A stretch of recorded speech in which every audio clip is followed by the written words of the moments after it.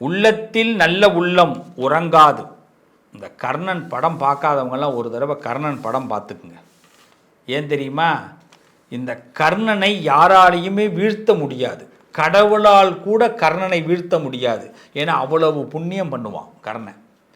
கடைசியில் கர்ணனுடைய உயிரை எடுக்கிறதுக்காக ஆண்டவன் அங்கேருந்து ஒரு அந்தணன் வடிவத்தில் உன்னுடைய புண்ணியத்தெல்லாம் தாரவாத்து கொடுன்னு அவனுடைய ரத்தத்தை எல்லாம் அந்த புண்ணியத்தை வாங்கின பிறகு அர்ஜுனன்ட்ட சொல்லி இப்போ விட்றா அம்பை அப்படின்னுவான். அப்புறமா அம்பை விட்டு அப்புறமா அந்த கர்ணன் இறந்து போவான்.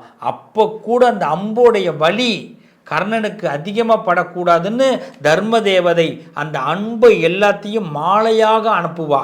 நீங்கள் கர்ணன் படம் பார்த்தீங்கன்னா தெரியும், அவசியம் பாருங்கள். யார் தெரியுமா அந்த கர்ணன்? எஸ், ரொம்ப சிம்பிளாக சொல்கிறேன், கும்பராசிக்காரர்கள். இந்த கும்பராசிக்காரனும் கர்ணனும் ஒன்று. எத்தனை பேர்கிட்ட அடி வாங்கிறது? எத்தனை பேர் நம்மள்கிட்ட உள்ளதெல்லாம் வாங்கிட்டு போவான்? எவ்வளோ பேருக்கு பயன்பாட்டு பொருளாக பொது நூலகம் மாதிரி இருப்போம். இந்த கும்பராசிக்காரர்கள் பொது நூலகமும் கும்பராசியும் ஒன்று, அவ்வளோதான். நிறைய படிச்சுட்டு போகலாம், அவ்வளவு அனுபவங்கள். இந்திரன் யாசகமாக கவச குண்டலத்தில் வாங்கிட்டு போயிடுவான். நல்ல நேரத்துக்கு ஒருத்தன் உதவி செய்யாமல் போயிடுவான். பெத்த தாய் கூட அங்கேருந்து மற்றவங்கெல்லாம் நல்லா இருக்கணும்னு இவனை அழிக்கிறதுக்கு ஒரு வரங்கட்டு வாங்கிட்டு போவான். என்ன சொல்கிறது? இதை விட யாருங்க உதாரணம் சொல்ல முடியும்? அப்போ நமக்கு கண்ணுக்கு முன்னாடி பார்க்குற ஒரு உறவு கூட நம்மளை என்ன பண்ணும்? சிரமப்படுத்துறதுக்கும் நம்மளுடைய எண்ணத்தை நம்ம நல்லா இருக்கணுங்கிறத பற்றி கூட அவங்களுக்கு நினப்பே வராது. அவங்க நல்லா இருக்கணும், அவங்க சேஃப்டியாக இருக்கணும், அப்படி நினப்பாங்க. இதுதான் கும்பத்துடைய நிலை. இப்படி இந்த கும்பம் இப்படியே போனால் அவங்க கனவு எப்போ நிறைவேறது? இது கொஞ்சம் பேசி ஃபைனலுக்கு வாங்க அப்படின்னு நம்ம ஒரு முடிவுக்கு வரோமா? இப்போ பாருங்கள், இந்த கும்பத்தோட கனவு நிறைவேறுமா? எஸ், நிறைவேறும். நான் ஒன்று சொல்கிறேன், ஒரு மனுஷனுக்கு கனவு நிறைவேறணும்னா நம்பிக்கை நிறைய வேணும். அதுதான் எங்கள்கிட்ட கிலோ கணக்கில் இருக்கிற. இப்போ நீங்கள் கேட்குற கேள்வி எனக்கு புரியுது. இப்போ நான் தான் கும்பமாக வச்சு உங்களை பேசிகிட்டு இருக்கிறேன். நானே கேள்வி, நானே பதில். அதுதான் நம்பிக்கைங்கிறதா எங்களுக்கு கிலோ கணக்கில் இருக்குது. ஆனாலும் கனவு நிறைவேறலையே. நிறைய சர்க்கிள்களை சந்திக்கிறோம், சந்திக்கக்கூடாததெல்லாம் சந்திக்கிறோம். சிந்திக்கலான்னு நினச்சோம்னா சிந்திக்க கூட முடியல, அதுக்குள்ளேயும் நிறைய விஷயத்தை சந்திக்க வேண்டியதாக இருக்குது. இப்போ இந்த கும்பத்தோட நிலைமையில் கனவு நிறைவேறுமா? எஸ், நிச்சயம். மீண்டும் சொல்கிறேன், உன் நம்பிக்கையை பலப்படுத்துங்க தங்கங்களா. அதுக்கு என்னென்ன செய்யணும் இதுதான் இப்போ நான் சொல்ல போகிறேன். கடைசியாக ஒரு 11 பாயிண்ட் சொல்கிறேன், அதை தொடர்ந்து செய்யுங்க. அந்த 11 விஷயத்தை நீங்கள் தொடர்ந்து செய்யும் போது 48லேருந்து 90 நாள் தொடர்ந்து செய்யும் போது உங்கள் கனவு கண்டிப்பாக நிறைவேறும். அதுக்கு முதல் விஷயம், இந்த கும்பராசி தன்னை என்றைக்குமே உங்களுடைய ட்ரீம் லெவலை குறைக்கவே கூடாது. உங்களுக்கு எப்பயுமே கனவு கூட ரீலாக வராது, ரியலாக வரும். எப்படி? கனவு கூட ரியலாக வரும். ரீலில் கூட பார்த்தீங்கன்னா இந்த சங்கர் ஷூட்டிங் மாதிரி, டைரக்டர் சங்கர் ஷூட்டிங் மாதிரி வெளிநாட்டிலலாம் அப்படிலாம் வராது. கனவு படுத்து தூங்கினா கூட வேலைக்காரி வேலைக்காரன் எங்கேயாவது கிளீனிங் தொடக்கிறது, இல்லைன்னா இப்படி தான் கனவு இருக்கும். பஸ்ஸில் போகிறது, இல்லை எங்கேயாவது டாக்ஸியை விட்டுடுறது, ஒரு பொருளை காணா போயிடுறது, கண்ணாடி எங்கேயாவது விட்டுறது, இது மாதிரி கனவு தான் வரும். எங்கேயாவது மாட்டிக்கிறது. ரீல்னால் எப்படி இருக்கும்? ஃபுல்லாக சங்கர் சாரோடைய டைரக்ஷனில் வரும் படம்லாம் பார்த்தீங்கன்னா ஃபுல்லாக எல்லா ஷூட்டிங்கும் வெளிநாடு தான். இந்த என்ன பாட்டுலாம் சொல்கிறாங்களே, எல்லா இடமும் 7 அதிசயங்கள், அது மாதிரி பாட்டெல்லாம் கனவுல கூட வராது. இதுதான் கும்பம். அப்போ கும்பம் எவ்வளவு பெரிய சிரமங்களை சந்திச்சுட்டு வரும். அப்போ ஒரு கனவு கூட நமக்கு இந்த பிரச்சனைகளை கொடுக்குது. அப்படிப்பட்ட வாழ்க்கையில் நம்ம வாழ்க்கையில் முன்னேறணும்னு ஒரு கனவு இருக்க, அது நிறைவேறணுமே. அப்போ நம்ம என்ன பண்ணணும் அப்படின்னா, முதல்ல உங்கள் ட்ரீமை நீங்கள் ரொம்ப நைட்டு தூங்கும்போது ஃபஸ்ட் கிளாஸாக உங்கள் மைண்டை செட் பண்ணுங்கள். எவன் எக்கேடு கட்டு போனால் என்ன, இன்னிலேருந்து நான் நல்லா இருக்கணும் அப்படிங்கிறத முதல்ல முடிவு பண்ணிங்க. மைண்டில் நல்ல திங்கிங்கை ஒரு 10 நிமிஷத்துக்கு பிளான் பண்ணுங்கள். பாசிட்டிவான திங்கிங்கை 10 நிமிஷத்துக்கு பிளான் பண்ணுங்கள். நிச்சயமாக உங்கள் வாழ்க்கை நெக்ஸ்ட் லெவலுக்கு போக ஆரம்பிக்கும். கடந்தது நடந்தது அதை நினைத்து கொண்டே இருக்காதீங்க. அது உங்களுக்கு மிகப்பெரிய மைனஸ். யாராவது உங்களை திட்டாங்களா, யாராவது உங்களை பேசிட்டாங்களா, அதையே நினச்சிக்கிட்டு இருந்தீங்கன்னா உங்களால் டெவலப்பே பண்ண முடியாது. திட்டவனை திருத்த முடியாது, திட்டவனை நிறுத்த முடியாது. ரஜினிகாந்த் ஒரு படத்தில் ஒரு மேடையில் பேசியிருப்பார். அப்போ அவர் சொன்ன மாதிரி தான், இந்த என்னது குலைக்கிற நாயி என்னமோ ஒரு வசனம் தெரிஞ்சதுன்னா கமெண்ட்டில் போடுங்க, 4 பேருக்கு உதவியாக இருக்கும். ஆமாம், அதுமாதிரி குறை சொல்கிறவங்கள நம்ம நிப்பாட்ட முடியாது. அதனால் அவங்க அப்படியே போயிட்டு இருக்கட்டும், அதுக்காக நம்ம லைஃப்பை விட்டுறக்கூடாது. கும்பம் லைஃபு தான் முக்கியம். அதனால தான் சொல்கிறேன், உங்கள் வாழ்க்கை நெக்ஸ்ட் லெவலுக்கு போக போகுது. உங்களுடைய வாழ்க்கையை ஒரு சக்ஸஸ்ஃபுல் ஸ்டோரியாகவே எழுதலாங்க. கும்பராசிக்காரர்கள் தனித்துவமாக ஒரு புத்தகமே எழுதலாம். உலகத்தில் அவமானப்பட்டதுலேயே நாங்கள் தாண்டா ஃபஸ்ட் இடம், உலகத்தில் சங்கடப்பட்டதுலேயே நாங்கள் தாண்டா ஃபஸ்ட் இடம், உலகத்தில் ஏமாளிகள்லேயே நாங்கள் தாண்டா முதலிடம். இப்படி தாராளமாக ஒரு புத்தகம் போடலாம், கண்டிப்பாக புத்தகம் போடலாம் கும்பராசி. அவ்வளவு இந்த கதையெல்லாம் வெளியில் கொடுத்தா பல டேரக்டர்கள் அப்படி எடுத்துகிட்டு போய் அவங்க என்ன பண்ணுவாங்க, அது என்ன ஒவ்வொரு பூக்களுமே அப்படின்னு அதுமாதிரி ஒரு பாட்டு போட்டு அவங்க என்ன பண்ணிவிடுவாங்க, கண்டிப்பாக படம் எடுத்துடலாம். அவ்வளோ பெரிய பவர் இருக்குங்க இந்த கும்பத்துக்கு, அவ்வளோ பெரிய பவர் இருக்கு. ஒரு பூக்கள் அதோடைய கனவு கூட ஒரு நாளில் அந்த கனவு அதை நிறைவேற்றிக்கும். ஆனால் கும்பத்தோடைய கனவை நிறைவேற்றுறதுக்கு அவ்வளவு போராடணும். காரணம், எந்த இடத்துல நிற்கிறோங்கிறதே நமக்கு தெரியாது. அப்படிப்பட்ட கும்பம், தயவு செய்து உங்கள் லைஃப் நீங்கள் இவ்வளோ நாள் கடந்த விஷயத்தையே நீங்கள் நினச்சி பாருங்கள். உங்களுக்குள்ளே ஒரு பெரிய சந்தோஷம் வரும். ஓ, இவ்வளோ விஷயத்தை கடந்திருக்கேனா, இதையெல்லாம் நான் மீண்டு வந்திருக்கேனா. அப்போ உங்களுக்கு கான்ஃபிடென்ட் அதிகமாகும்.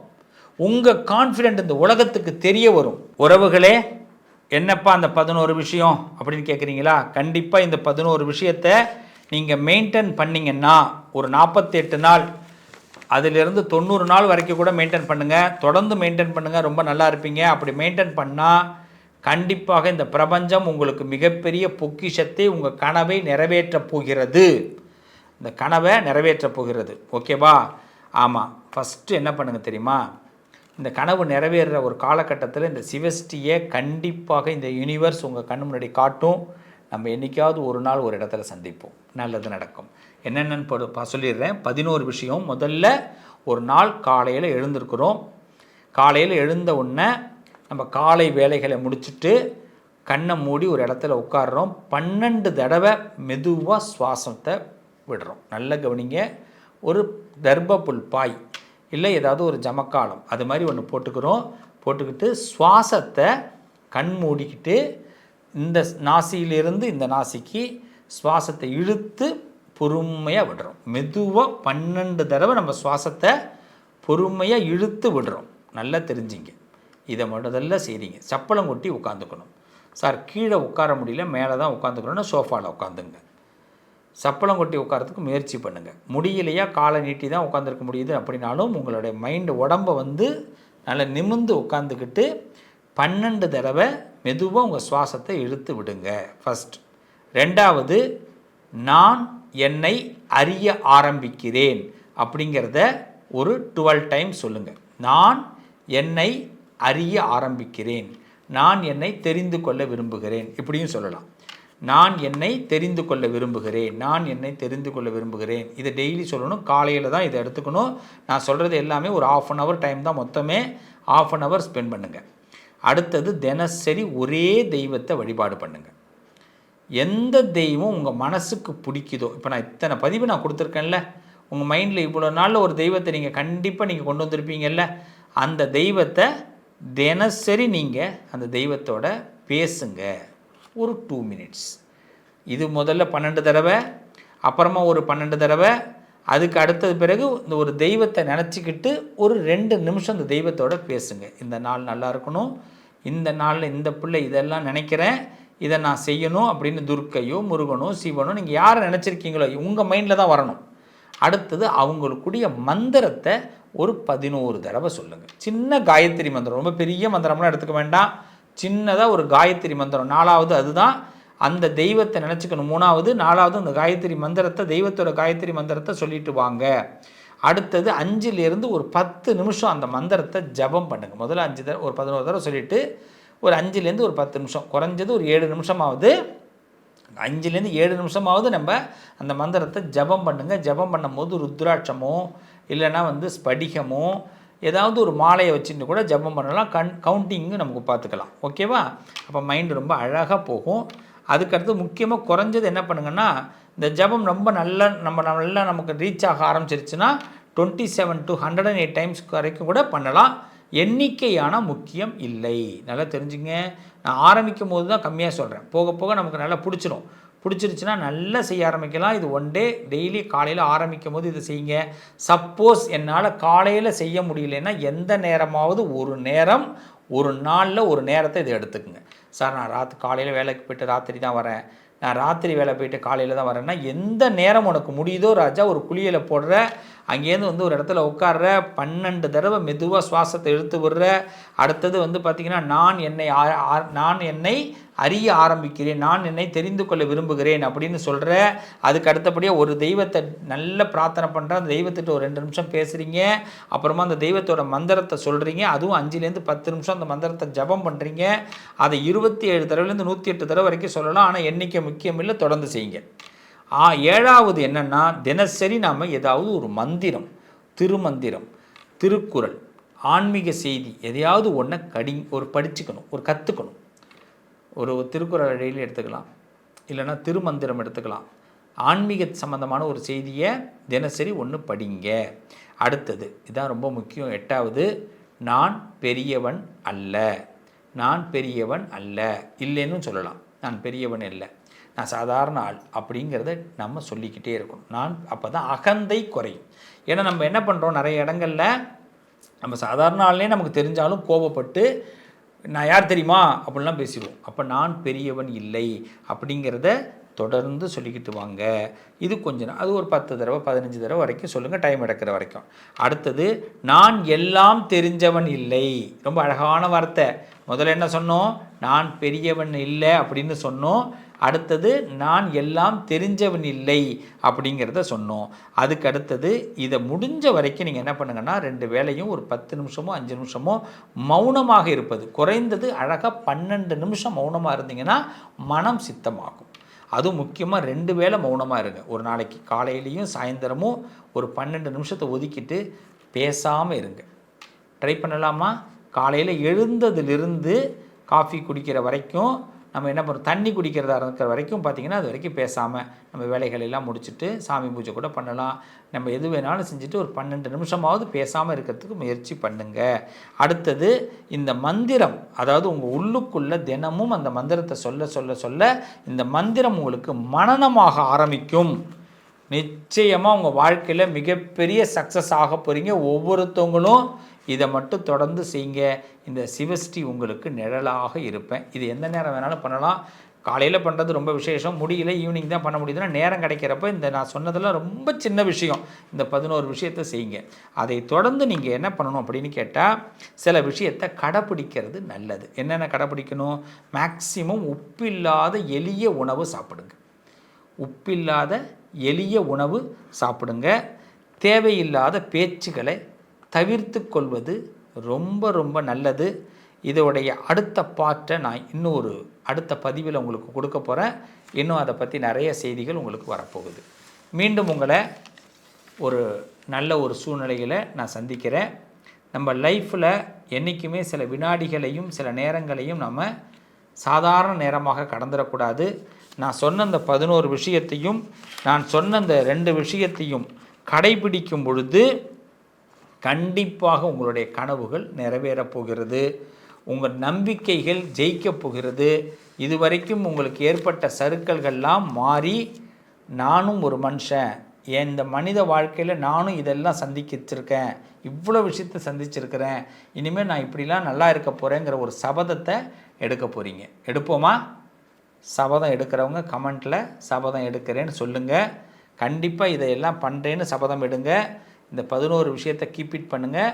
இந்த சிவஸ்ரீ உங்களுக்கு ஒரு நண்பனா, ஒரு சகோதரனா, ஒரு குருவா உங்களோட நான் நிழலாக இருப்பேன். இந்த யூனிவர்ஸ் ஒரு அழகான யூனிவர்ஸ். இந்த உலகம் கண்டிப்பாக ஒரு நாள் நம்மளை மீட் பண்ண வைக்கும். நான் உங்களை கண்டிப்பாக மீட் பண்ணுவேன். மீட் பண்ணும்போது கண்டிப்பாக நம்ம ஜெயிச்சிட்டோன்றதை சொல்ல போகிறோம். சொல்லுவோமா? வாழ்த்துக்கள். நல்லதே நடக்கும். அன்னை அபிராமியோடைய அனுகிரகத்தில் உங்களை மீண்டும் ஒரு அடுத்த பதிவில் சந்திக்கிறேன். உங்கள் அதிர்ஷ்டத்திற்கான தீர்வு: கல்வி, பதவி, யோகம், தொழில் வளர்ச்சி பெருக. ஜாதகம், வாஸ்து, திருமண பொருத்தம் பார்க்கவும், பிரசன்னம் கேட்கவும். Positive lion doctor Sivasri Manikanda Sivam. தொடர்பு கொள்ள வேண்டிய வாட்ஸ்அப் எண் 7904137178.